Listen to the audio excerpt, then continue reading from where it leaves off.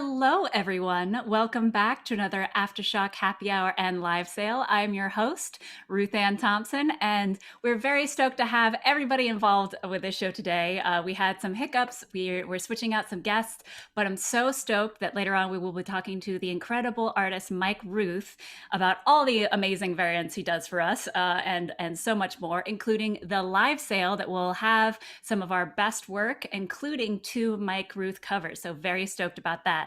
But as always, we like to start off our show with you guys getting to know the Aftershock community a little bit more of who works for it. So we were able to get this guest. She's a little hard to get a hold of. She's had a crazy week. She had a emergency surgery last week, but amazingly, she is able to join us.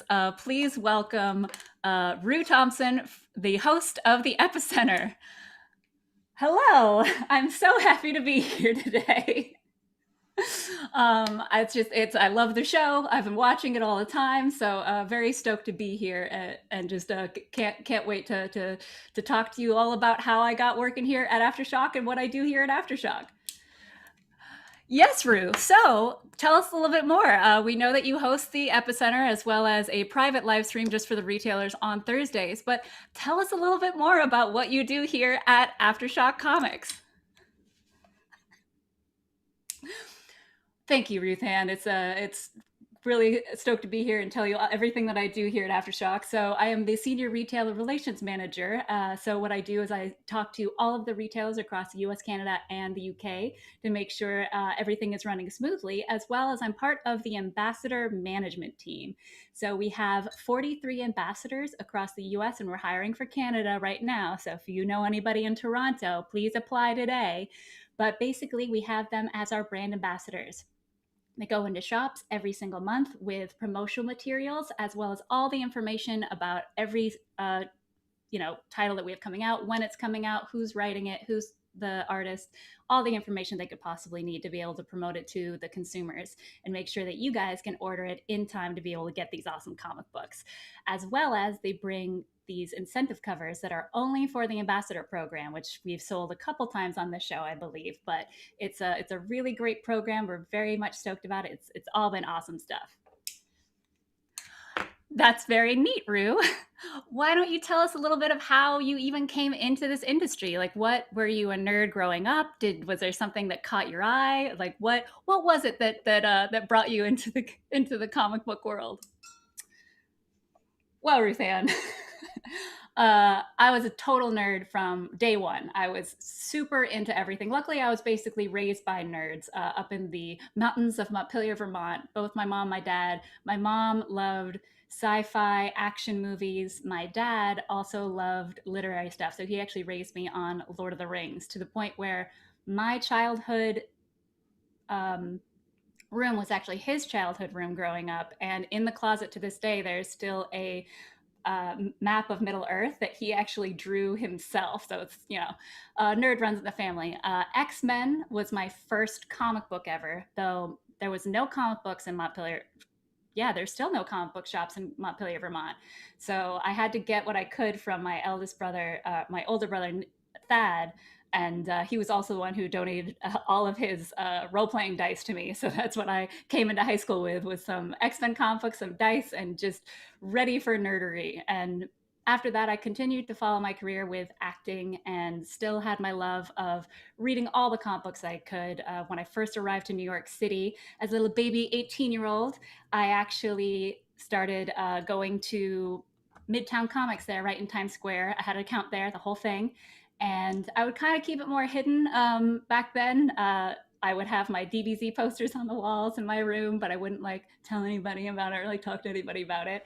And then I came out here originally to try out film and TV, and I did for a little bit, and that was fun, but it wasn't as fun as theater acting was for me. And so I pivoted slightly, and actually what brought me back into the geekverse was being cast as Bulma in a live action fan web series of Dragon Ball Z, which it's based on the history of Trunks Saga for any fans out there. But that kind of brought me back into the fold of loving my geek side and everybody loving my geek side. And at that same time, I started a company with one of my best friends called Geek Chic Promotions. And it was a geek pop culture event company, but we ended up doing the paneling and programming for about 5 to 6 different conventions a year for quite a few years. And that's actually how I was first introduced to AfterShock, was organizing some of their panels about 6 years ago, which is kind of crazy. And then some crazy stuff happened, and I had known Steve Rotherham through some mutual friends, and he reached out to me about this position and hired me. So here we are. Well, Rue, that is all super fascinating. I'm going to check and see if there's any questions in the comments here. Okay, great. Hello, C-List and Coffee Breath. I love it. What's up? Glad to see all of you here. And Sith Lordy, thank you so much for letting us know that you're happy that Rue is me. I'm feeling better. It's been absolutely a wild ride the last few weeks, but yes, thank you, Rue, for joining us today. I think it's time that we take a short little break and then talk to our incredible guest, Mike Rooth. So we're only going to be gone for like 15 seconds, so please don't go anywhere, and we will be right back.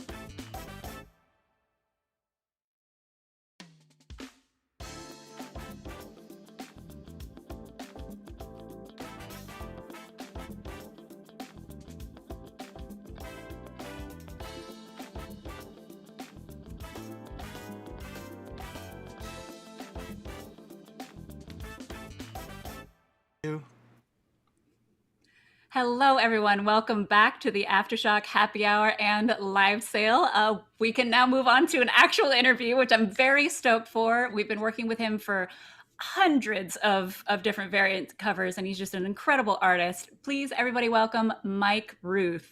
Hello, Mike. Hi, how are you? I'm good. How are you? Good, good. Sorry, that's kind of a bright light behind me there. Let me turn my computer. There we go. That's all right. You have this beautiful halo behind you. It's accenting that glorious beard perfectly. Oh, thank you. I appreciate it. Cheers, and thank you very much for joining us today. Cheers. Yeah. Cheers. So yeah, we have so many covers from you, and I was doing like a little bit of research on you online, and there's not that much about you and like where you came from, how you got started in this. So let's start from the beginning, because I know you have a lot of fans out there. You have a lot of followers on Instagram, just loving your artwork. So what kind of got you started? What was like the first comic book you read? The first comic book I read was probably a Fantastic Four or a Hulk comic book, but probably like a Marvel 2-in-1, something with a thing on it, probably. And I had lots of old Spider-Man books and stuff like that. Comics have always been at hand since I was a little kid, so they definitely had a huge influence right from the jump. My mom used to do a lot of drawing, actually, when I was just very, very young. And I used to watch her draw, and she'd draw superheroes and stuff for me all the time and cut them out. And, they were kind of like action figures, So it was one of those things where I was immediately inspired by watching someone draw and produce, cool stuff like that. So I just kind of became an art kid after that, eventually my little brother came along, and there was no time to, spend drawing with me. So I was kind of doing these drawings myself and kind of learning, and just based on what I saw her do and picking up tips on, Mr. Dress Up and TV shows like that, up here in Canada, like drawing shows and kid shows and stuff like that. And yeah, it's always been a part of me. So, and then when it came to doing variants and stuff, AfterShock was kind of, in many ways, the first place I kind of got any kind of regular, steady stuff. I always wanted to make comics. I always wanted to make covers for books and comics. It's always been my dream. that and being a pro wrestler, but only one of them came true. So yeah, that's okay. Hey, you got time. I don't know if I do, but you know, I enjoy the drawing part anyway. I enjoy what I do, and yeah, it's actually meeting Stefan back. I think it was in 2016. He actually was a huge influence. I did a couple of variant covers for Animosity, and it just kind of exploded from there. And actually, weird, I found this today. This is actually the first sketch of Sandor I ever did. And this was going to be the cover. I had the text "run" written on there, like a word bubble, and I ended up going pretty much with that drawing. Like that's really the bare bones of it. But that was the first sketch I ever did for AfterShock. Yeah, so I thought that'd be a neat thing to pull up on camera. So yeah, that's super cool. And yeah, just that storyline you really did capture Sandor, and yeah, it's just very, very beautiful. Well done, good sir. Well done. Thanks. I love that book. It's a great book. So you live and grew up in Canada. Yep. I've always been kind of in the between Niagara and Toronto area, growing up, and yeah, I live here with my wife and my 2 cats, and here in Oakville, and yeah, it's all right. We've been here a long time in this spot, and it's my wife's studio and it's my studio, and it's a very little apartment that we manage 2 businesses out of, and it's an interesting place to live. There's either an anvil being hammered on somewhere, or there's, you know, someone yelling at a drawing that's not coming out right or something like that. It sounds like the perfect creative space. Oh yeah, it's good. It sounds a bit like a Viking blacksmith shop in here, I think, sometimes, probably. So yeah. Even better. So you have such a specific style that's really, you know, unique to you. Did you pull from any artists? Is there any like favorite artists you had growing up that you kind of pulled from? Oh man, I mean, my heroes growing up were you know, the giants of comics. You know, guys like John Buscema and John Byrne, and painters like, you know, Joe Jusko or Frazetta, or you know, all these fantasy artists, and you know, Jeffrey Jones and Jeffrey Catherine Jones, or Catherine Jeffrey Jones, and you know, all these different amazing artists that you know, Bernie Wrightson. All these people, I think, had a hand in how I draw. However, you know, in what way, I don't know, but definitely through osmosis, or just through, I don't know, just a real long appreciation of their work. I think it just comes through. I try to go after those things. I like working in kind of high detail. I like to try to approach a realistic attempt at things when I can. And I love drawing animals, so I've had lots of chances to draw cool animals with AfterShock covers. As always, you know, always work a monster or an animal into it if I can. And yeah, it's been awesome, for sure. It's so great. So you've done mostly, from what I've seen, the variant covers. Have you ever done sequential art, or if you ever wanted to do like a full title? Yeah, I'm actually drawing my own book right now with writer Matt Nixon. We're drawing a book called Dodge. I've been working on it for a few years. It's about a werebear commando in the kind of Cold War era, battling evil Russian werewolves. So it's kind of a fun project. I'm in. I'm totally in. That sounds amazing. We've had a couple of Kickstarters, and we've launched the first 2 issues are done, and I'm drawing the 3rd issue right now. And so I'm drawing the sequentials and the covers on that one, and it's a big transition going from covers to sequentials, because with covers you really only have one problem to solve. You know, you have to create a dynamic image, or a thought-provoking image, something that makes someone pick it up off the shelf and want to buy it. And with a sequential page, you have a million problems to solve. You have perspective issues, you have consistency issues, you have detail follow through, and you know, you got to watch it for tangency and all these different things that come into how a page is assembled. So I find it a much slower process. But kind of like, it's one of those things, you kind of move into a phase where I'm doing a lot of sequential work, and that's all I'll do for a few weeks. And then I'll kind of take a break from that and do some covers, and then I'll take a break from that and do some sequentials. But there's always comics being made in some form. Yeah, if I'm awake, basically there's comics being made in some capacity. So yeah. That's so incredible. I'm sure like people watching right now who want to be artists and do that very thing, this sounds like the absolute dream. So guys, if you have any questions for Mike, make sure you put them in the comments here, and I'll be sure to ask him. For sure. So you gave us a little bit of what the downfalls are when it comes to sequential art, but how about when it comes to cover art? Is there like some kind of pitfalls that you fall into with that? Yeah, I mean, it's you can sometimes bite off more than you can chew. So I've done a lot of wraparound covers, or I know with AfterShock I've done some lenticular covers, which were amazing fun, but they're very, very precision, very, very slow, methodical precision work to do. You end up creating 2 illustrations instead of 1, but they have to perfectly line up, and it's you have to create movement without creating too much movement, and it's a little bit tricky. So those are some technical issues that sometimes rise up like that. But no, really, I tend to deal with kind of like, I try to deal with high action and figures in motion. And so if I can find a cool like action happening on the cover, or an exchange between 2 characters, or whatever it is, I can usually kind of fixate on like a strong gesture or strong energy in the piece and just kind of figure out where I'm going to go from there. I don't always have a solid idea. Sometimes I've always loved working with AfterShock because they always just say, oh, just do what you do, just I'll say, well, do I got any anything I can't draw? Is there anything I shouldn't draw? Like, should I draw these guys? Just do your thing, draw some monsters, draw whatever. And it's been cool. It's been a really cool place to just try stuff out and do some original things, because I think one of the pitfalls with cover art is you can fall into doing too many homage covers, or too many of those kind of things that have been that bell that's been rung so many times. You see famous covers homaged over and over again, and it kind of really begins to lose that specialness. Sometimes they're cool and sometimes they're genius, and it's like a home run and you have to do it. But I always like the opportunity to create something original when I'm given a cover, because it's one of those things, maybe one day someone down the road will want to homage one of my covers. Oh, yeah, that's going to be the amazing day. I'm sure. I can't wait for that. That's going to be really neat. Yeah. So I have a question from C-List E-Man. He says, Mike, which writer would you love to work with? Oh boy. Honestly, in comes a good friend Stefan, be like, all right. Actually, Stefan is a heck of a great writer, and I would love to do some stuff with him. That would be a really cool thing.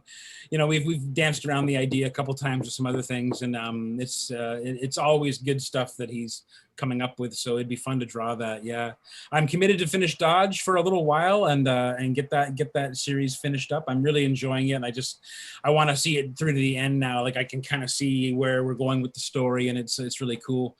But yeah, I'd love to work with, it'd be great to work with Stefan. Yeah, it'd be great to work with, I like Justin Jordan too. Justin's a good guy. He writes some pretty cool stories. AfterShock's had so many great writers, It's been... It doesn't have to be just AfterShock. We understand. There's other comic book writers and publishers out there. For sure. Yeah, for sure. Yeah, I don't know. I'd honestly like to try my hand at writing my own thing. I think the next story that I really do, that I put some serious time into. I've had some stories floating around for a while that I've never really been able to, I can draw them and I can sit by a campfire and tell you the story. But when it comes to actually the process of writing it down and organizing it, that's where I just go back to drawing, But yeah, I do have some stories to tell on my own. I'd like to try my hand at it. Maybe we'll see. Yeah, who knows? Pitch AfterShock. Crazier things have happened. You never know. You never know. So this question actually is really great because it connects to, as you said earlier, if you're awake, you're drawing comic books. So this is from Brent. He says, Mike, what do you do to prevent burnout? I wish I knew. I wish I knew what to do. No, honestly, I take when I can, and it maybe happens once every 2 weeks or once every 10 days or so. My wife and I take off to a beach that's about 2 hours drive from here, and it's a very quiet, rocky, kind of rough beach in Lake Erie. And I just go and float in the lake for a few hours like a sea monster, and kind of regenerates me a little bit. And I come back and I can kind of swing the bat again. But yeah, you can get burned out pretty quick, especially when you're balancing cover deadlines with, page output on another project. It really is like candle at both ends kind of thing that's happening, yeah. Yeah, I can only imagine. So Brent, if you don't have a lake nearby, kiddie pool, whatever you got, but just some body of water. If you get a cat, cats are good. Cats are good to de-stress with as well. But, they're good little companions to have around. I think I don't know what I'd do without my cats here in the studio. So That's true. Oh, and Clay, just want to let you know that Mike is the best Swamp Thing artist, hands down. Oh, well, thanks. I appreciate that. I do like drawing them. Maybe one day I'll get to draw them for real. Uh, with a like a contract behind it or something like that. But I do enjoy drawing them. It's a good place to find peace. That's another way to de-stress actually and suffer. If I'm suffering from burnout, I can grab a brush and a jar of ink and I can not have any plan and just hit a big piece of paper with some lines and some shapes and actually make Swamp Thing appear on the page. That's a good therapeutic thing that I try sometimes. And for a couple of years, it was actually a really almost daily ritual. Was I would kind of just find a quiet place to sit and just draw a Swamp Thing straight with ink, though no pencil pre-planned sketch, just straight to ink. That way, if you make any mistakes, it's not critical. It's Swamp Thing. It's just he's supposed to be a little off. Add a little bit more shadow or something like this. There's not really any, you don't have to be perfect. You can just actually relax and try out your tools and relax and do your work a little bit. I would recommend anyone who struggles to get started every day to draw something organic like that, like a Swamp Thing or, any kind of monster. Really just create something random on the page. It could be a random landscape or something like that. Just out of your head, just move your pencil around and get something happening that way. I find that's a good way to prevent the total burnout, the total collapse. Yeah. And then for you as an artist with all these amazing covers, are you only pencil and paper? Do you use some apps online? Like, so what, or do you use a little both? Like, how do you do the get from like pen to paper to digital? Right. So I'm about 90% analog, I guess. I start out with pencil. I will start out with a very loose pencil sketch, something like, I don't know. Have we shown that new cover with the dragon that I did yet? Maybe we haven't yet. It's in rotation on screen right now. Oh, okay. Yeah. So thanks, Stefan. All of my stuff kind of starts out like this, like a super, super rough sketch. Just a gesture drawing, a really, really loose gesture drawing. And then I'll kind of take that, and it's already kind of comic book scale, like format. I'll kind of photocopy those up, or I'll blow them up. And then lately I've been working on my iPad Pro just for penciling to get things nice and tight and clean, adjusted, correct all my perspective, all that kind of stuff. And then once I get to a place where I'm happy with that digitally, then I print it out in blue line. And I'm not sure if I have an example of that here. I should. Maybe I don't. But yeah, anyway, I will print it out on nice paper that I'm going to be inking on in blue line, like very faded blue line version of my pencils. And then I'll ink ink by hand, because at the end of the day, I need proof that I actually did something. Because sometimes with digital work, something can go wrong. You have a backup failure on your computer. Yeah, it just disappears. Your day's work is gone. So I always try to start with a pencil, start with the hands-on, do whatever little cleanup I can digitally, and then come back at it and finish it with the hands-on. And then most of my coloring actually is done in Photoshop, because this way I can control a little bit, regardless of who's printing the artwork, I can control how the final outcome will be. Whereas if I send a scan of just an actual painting, it's kind of hard to know how it's going to be received and how it'll be color corrected and that kind of stuff. So I just kind of feel like with digital, I have a little bit more control. So it's kind of like a wavy line like this, but it's mostly analog. Yeah. That's really cool. So how long is that process for you from the beginning of the sketch to the final product? How long is that generally for you? It really depends on the deadline, which is a weird answer, I know, but it's one of those things where, like, if I have 2 weeks to do something and it's a big job, I will take every minute of those 2 weeks and I will use it right to the finish line, or maybe a little bit before the finish line, just to maximize what I'm able to do with that much space. If I don't have much time, that tends to be my better work sometimes, because it'll be, I once turned around a cover in 36 hours for a certain publisher, and it was awesome. It was one of my strongest pieces, and it was because I had no time to be wrong. I had no time to really throw too many ideas out. Yeah. It was just a simple idea, simple concept, simple gesture. good solid figure on the cover. It was for the World Reader #1 actually.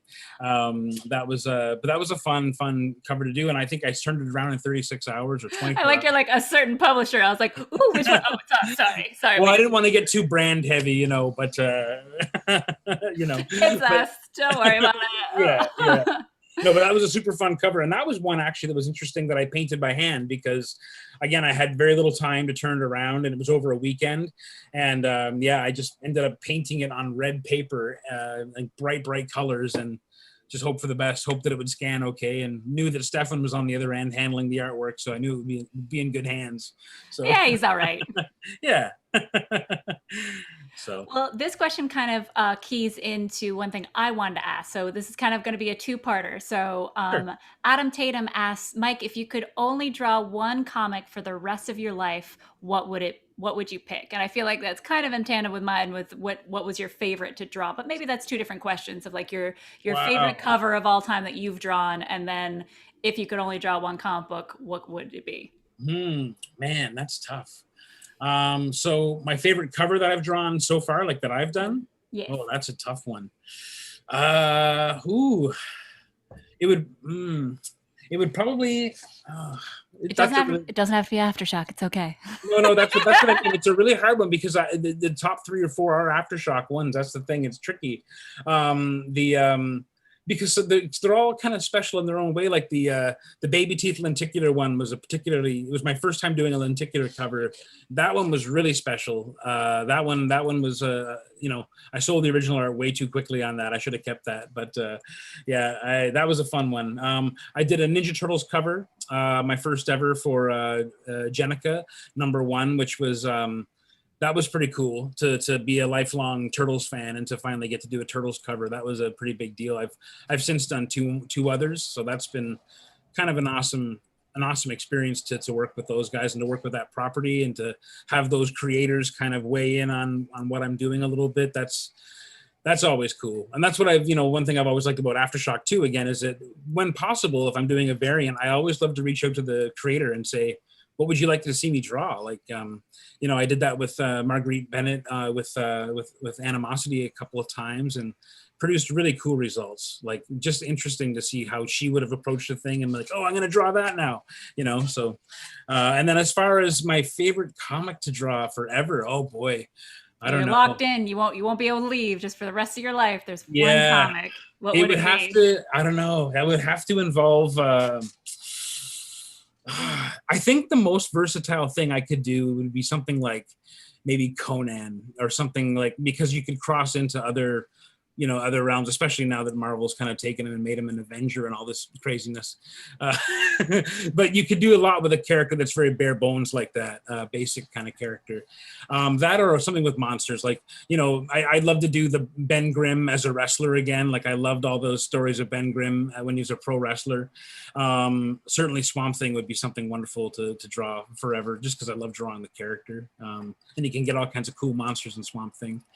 Yeah, it's a good question. It's a hard one, though. I'm too big a fan of comics to really be able to narrow it down to, to what I would like to do if it was one singular thing. Yeah. All right. That's a good answer. Good answer. I like this. There's a time traveler here on the chat who said, "Oh, this is Mike Rooth. I have his sketchbook. Some amazing art using crazy writing tools like sticks and bones." Oh yeah.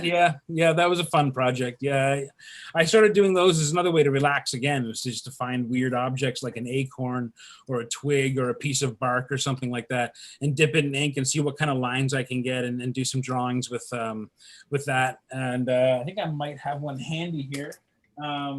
It's called Still Good for Something, and it's because I use objects that are still good for something, like a bread bag tie or a paper clip or something like that. And you can get some pretty interesting results just using random objects and kind of dipping them in ink and getting some. I draw lots of Swamp Things. I mean, you get amazing results. Those are incredible. Yeah, and then like really big weird surprises. Like I once did a drawing.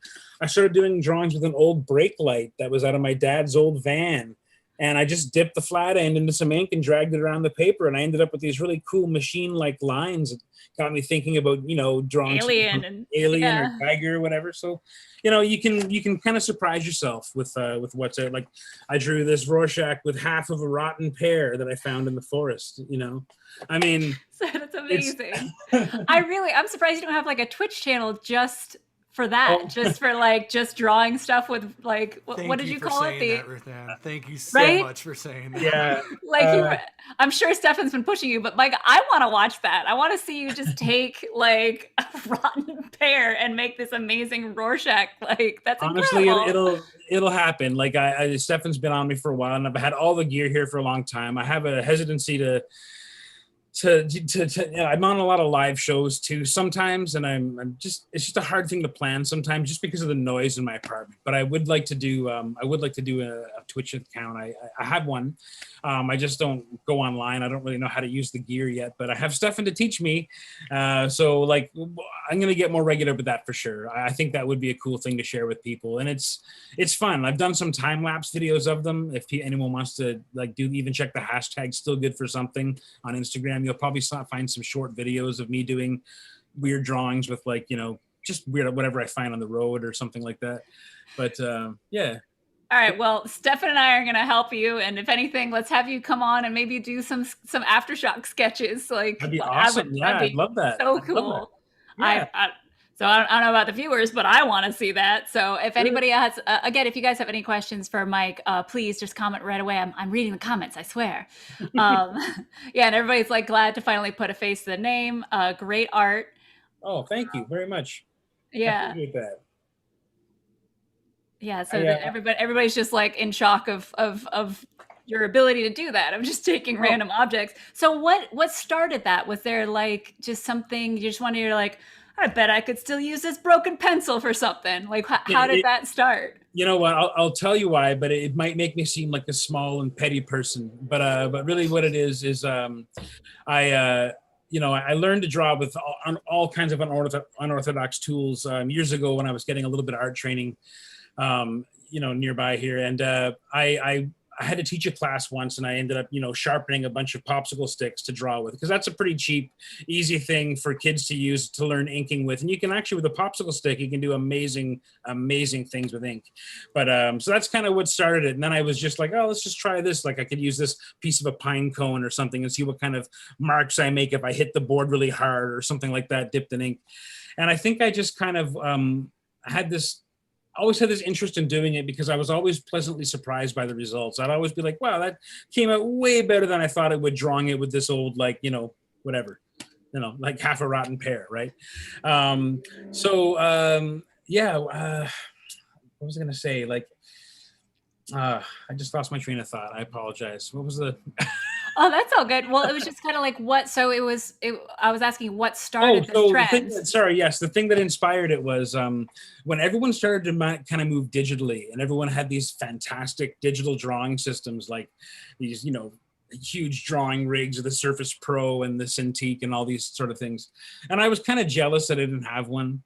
So I'd see someone whip out this incredible drawing of the Joker or something like that, or a Batman on this digital painting, and it looks phenomenal. It looks like it was done by hand. It's got all these incredible lifelike marks, and oh yeah, it was a $5,000 system and all this. And I would sit there and I'd kind of bristle and think, I'm going to go and find a twig, and I'm going to draw a better Joker than that using a twig dipped in mud, just to see if I can, because I know I can. And screw your $5,000 drawing machine kind of thing. That was kind of like where my head was at the time. But it made for some pretty cool artwork, and it was a cool experience. And I'm probably going to have a second book eventually with, collecting them, because they do come, there's a season for it. I kind of tend to do them in autumn. So maybe this autumn I'll have another book. I don't know. We'll see. Yeah, up there in Canada, I'm sure you have a lot of, sticks and fallen leaves and lots of fun stuff to I do a fair bit of hiking, yeah. So I'm always trying to find whatever interesting weird roots or broken things I find, even mushrooms or things like that I find in the woods. You can dry out a mushroom and get unbelievable lines with it. I know that sounds like a crazy thing to say, but it's Honestly, it's you'd be surprised. I mean, don't go and spend all your money on the most expensive art supplies, especially if you're just learning how to use ink. Go and sharpen a couple of popsicle sticks and just see what you can do with that dipped in ink. You might blow your own mind. That's all I'm saying. I mean, honestly, that's the first time I've ever even heard of that, of learning ink with just that. It seems so obvious now that you say it, but I do love the fact of like these art books are basically out of competitive spite. Pretty much, yeah. To see if you can do better with just like sticks and stones, basically. I'm a very small, angry person, I guess. So yeah. Let's see. And Adam suggests to draw Bunny mask cover with a broken Jason mask. Yeesh. So, that's actually a really good question. So everybody's already asking about where they can follow you online. So what is your Instagram, Twitter, all that, where they can find you? So I pretty much post everything from Instagram, and it's Uncouth Rooth at Instagram, or at Uncouth Rooth. Yeah, it's so good. And it's Uncouth, UNCOUTH, and then Rooth, ROOTH, my last name, which most people pronounce as Booth or Ross because they get very confused by the two O's. I think it really baffles some people. Names in general baffle people because, like, my name is RuthAnn, though it's very confusing because it's two names. I know. Yep, I know. But, it's, they always assume I've spelled my own name wrong. Like, I often will get mail once a month at least. Mail will come in from someone. It'll say Mike Booth on it, like every time. Like Miss Chenandler Bong. What? Yeah. It's unbelievable, but anyway, yeah. that's great. And yeah, your Instagram, I took a little look at it before jumping on here with you, and it's so great. So everybody go follow him right away. We have a lot more work coming from Mike Rooth in the future, as he mentioned, and we showed. We have a Campese cover that's going to be available for happy hour. Maybe not this coming happy hour, it might be the one after. So we'll keep you guys up to date on that, and obviously we will tag you, Mike, all over the place because it's a great cover. But we actually will have 2 of your covers for the live sale coming up. We have the Baby Teeth #2 glow in the dark variant that you made. Oh, fun. Right on. That was fun. Yeah. Can you tell us a little bit about working with glow in the dark? Because I haven't even seen this cover yet. Yeah. Oh, it was cool. It worked really well. Like it worked, like the transition was incredible from light to dark once we got the test ones in. It was Stefan's idea. I think he really, really wanted to do a glow in the dark cover. And so we have, it's been a while now. I think I did that one in 2017. It's a while ago. We wanted to have a baby crawling through the grass, like just a regular baby, but we had painted around him, kind of skulls and all these, like all the dandelions and flowers and things that he's walking through. When you flip it to glow in the dark, all the dandelions are now like skulls on spikes, and the baby has like smoke coming out of his eyes and his mouth and horns. And Baby Teeth is such a cool story. I love that book. It's such a great book. Yeah, it's so cool. And so that was a fun one to do. I actually did, I think, 2 or 3 Baby Teeth covers all together for that. But yeah, that one was a lot of fun. I had no idea how it was going to look with the green, the green glow in the dark gluey stuff on top. It was kind of like untested waters, but yeah, it came out really cool. And I like that they had both versions. I think I still have a copy somewhere of both versions, one without the glow in the dark stuff and one with the glow in the dark stuff. But yeah, it was a lot of fun. Yeah, I remember turning off all the lights and going into the bathroom with it, and just seeing like this, reflected thing. Yeah. Like, oh my God, it works so well. I did this. It's so cool. Yeah, it's a really neat gimmicky thing, but I loved it. We did so many cool covers. Like the lenticulars were so much fun, and and your lenticular covers were incredible because, like, I remember back in the day of like the X-Men cards that were lenticular, but they were not really like you could see both pictures if you're looking straight on.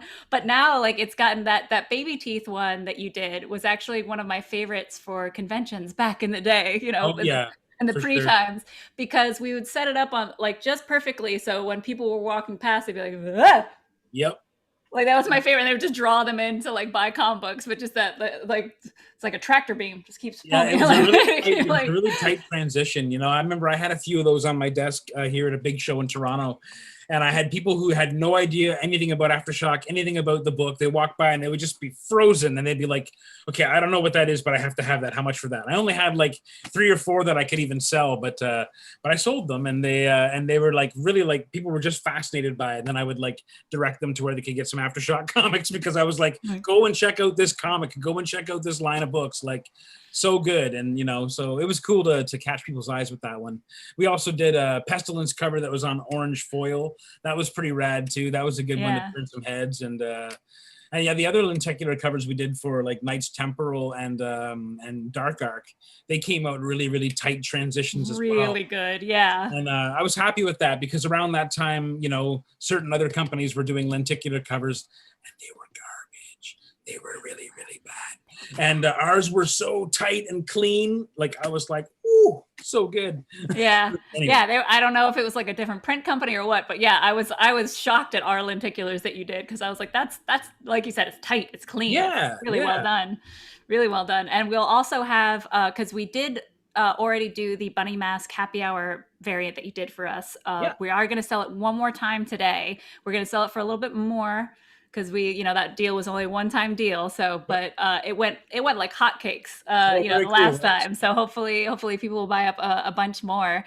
Awesome. And so we already got where people can find you online, but let's see who asked this. Adam asks if you have any conventions planned for 2021. We know there's a lot up in the air still, but is there any place that people can find you in person? Yeah, I was really, really hoping to be at the Big Country Comics launch in Oromocto, New Brunswick, on August 14th. I was really hoping to be there, but it's the same weekend as my in-laws' 50th anniversary, and I haven't seen them in a year, so it's like a kind of a hard one to miss. And so that'll be nice. We've been kind of locked down in our province a little bit, so we haven't been able to travel in our own country very, very far. Yeah, you guys have only just opened up in the last month or so, right? Yeah, pretty much. And interprovincial stuff is still kind of up in the air. So, and the borders, I think, to the USA are opening, like, I think later in August. I'm not sure.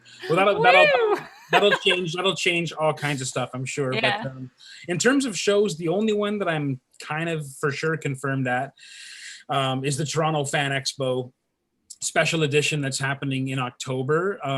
It's a smaller, much smaller event due to the COVID restrictions. Of course, we don't know if it's for sure going to run, because I know there's, you know, most people are vaccinated, but there's still lots of numbers and still lots of trouble. So it's one of those things. But that one, hopefully, also Winnipeg the week after, Winnipeg Comic-Con, if that is running, I'll be there. Those are probably the only 2 in 2021. I'd love to do some small, like, kind of shop appearances or something like that, though, before the year is up, just because we've got a lot of cool books coming, and be cool to like shake some hands or bump some elbows anyway, you know. Yeah, you know, that is going to be the new thing, right? Yeah, I think so. Or just yelling, yeah, it's cool, stand back there, you know. Just punching them punch them in the shoulder, sup, bro. Yeah, exactly. Yeah, so. Well, that's those 2 probably, yeah. And then 2022, it's a whole other thing. Like, we have plans in 2022 for sure, and I'd love to get back down to the States, and, you know, I'd love to go to New York, I'd love to go to Chicago and Heroes, and I'd love to see all those great shows up and running, even if I can't go. So it'd be really, really cool to see my friends in the States. I haven't seen Stefan now in a while, and it'd be cool. Kind of cool, I guess, to see him. He's all right. Like, whatever. Yeah. Watch as my feed like goes out. Yeah, sorry, RuthAnn got cut out. Sorry. I love it.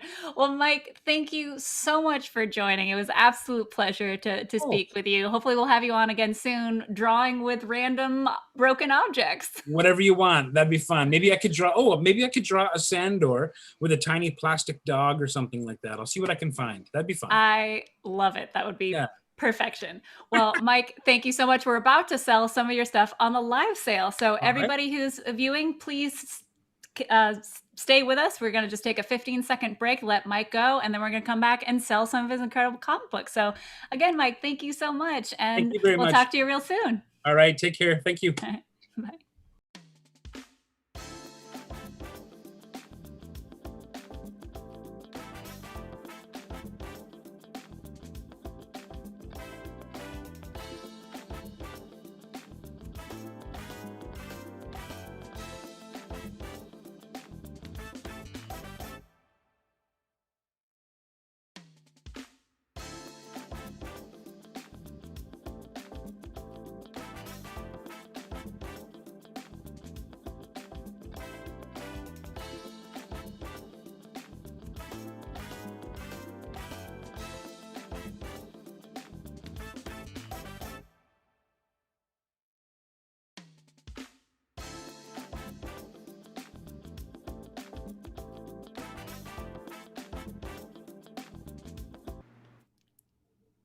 Well, hello everyone. Welcome back to the AfterShock Happy Hour. It is time for the world famous live sale. Yay! Joe Pruitt is too cool for us. He's on vacation again, so you just have to deal with my mug yet again.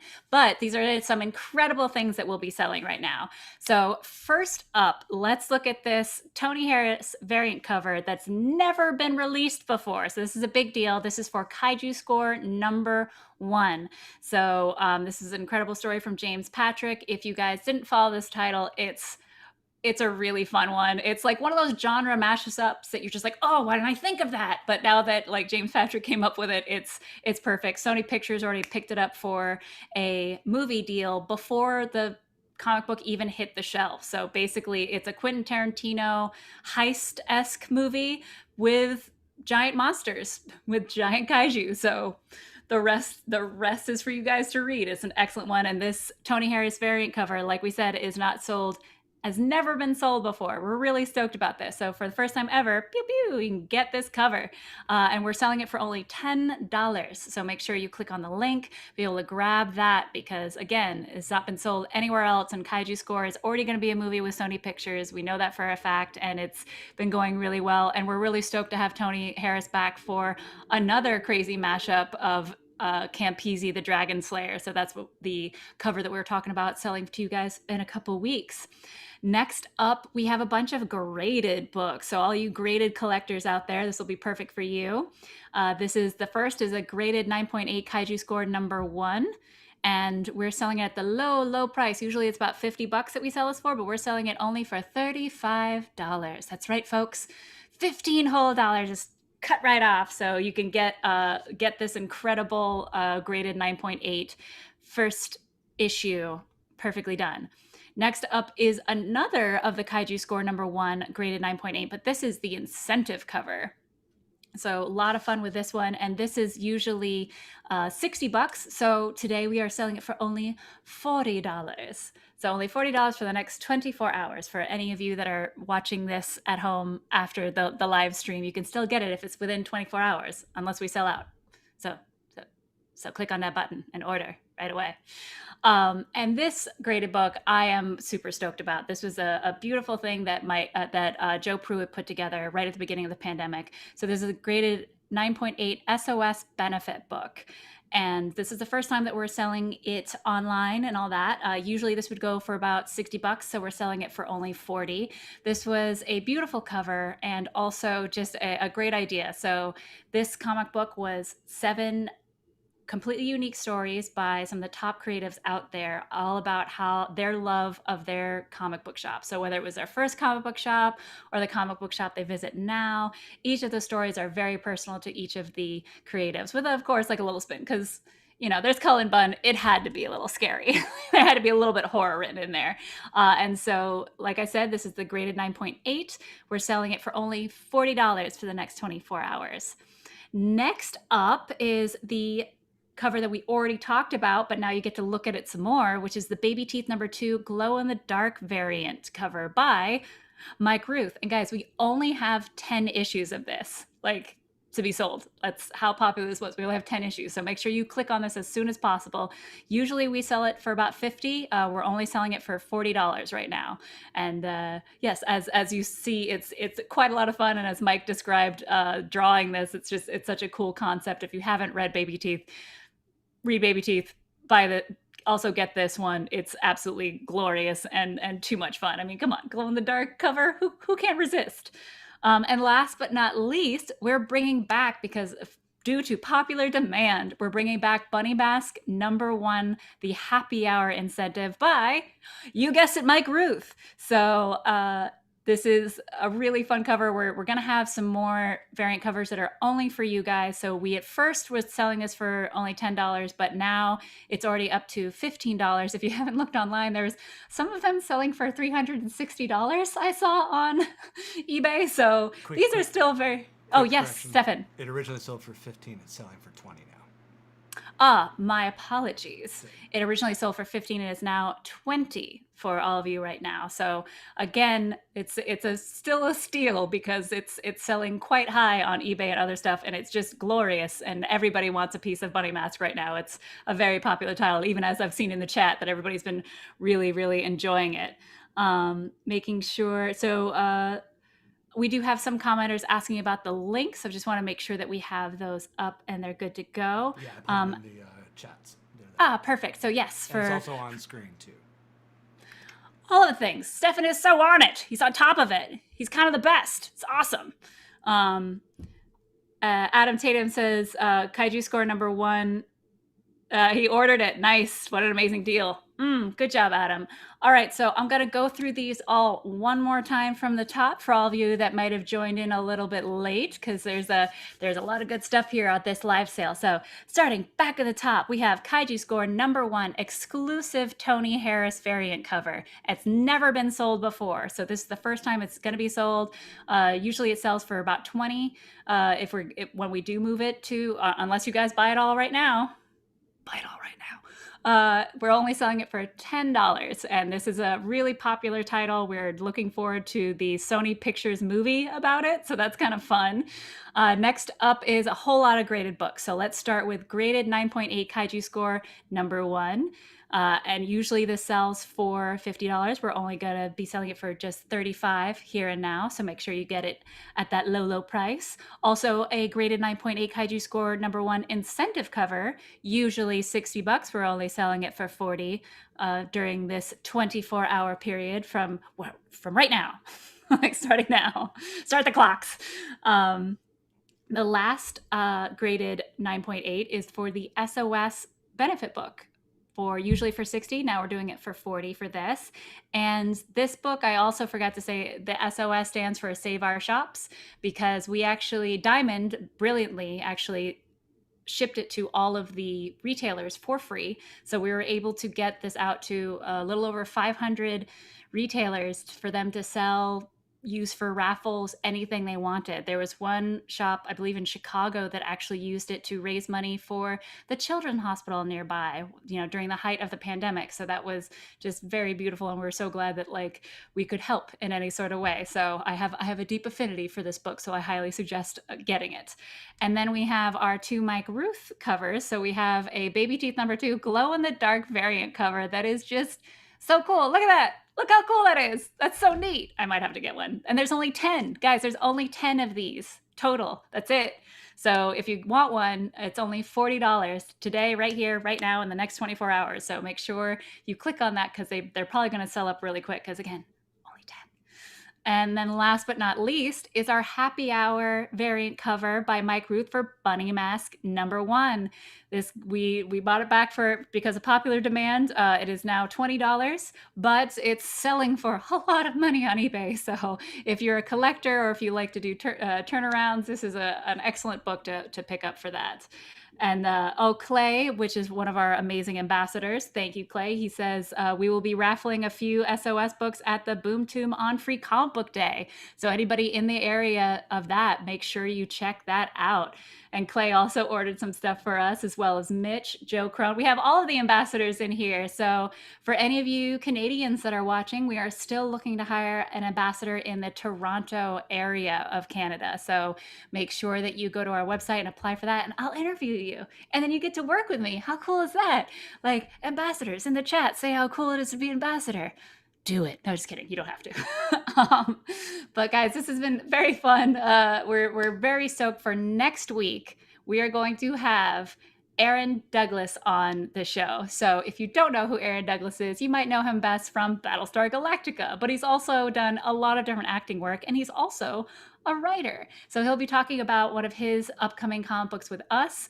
We'll have Joe Pruitt back, who I guess is friends with Aaron Douglas, they're besties, which I don't know. How can Joe be friends with anybody? That guy, am I right?